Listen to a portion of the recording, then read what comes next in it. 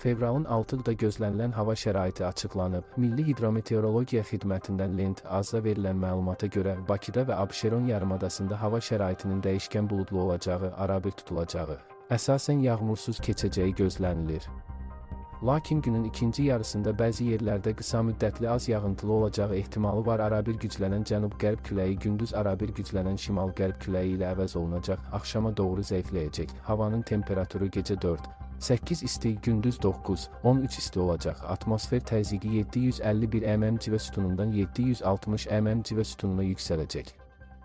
Nisbi rütubət 55-65 olacaq. Azərbaycanın rayonlarında, əsasən şimal və qərb rayonlarında havanın arabir yağıntılı olacağı, dağlıq ərazilərdə qar yağacağı gözlənilir. Ayrı-ayrı yerlərdə intensivləşəcəyi ehtimalı var, arabir duman olacaq. Qərb küləyi bəzi yerlərdə arabir güclü olacaq. Havanın temperaturu gecə 1-6 isti, gündüz 11-16 isti, dağlarda gecə 3-8 şaxta, gündüz 2 şaxtadan 3 də isti olacaq.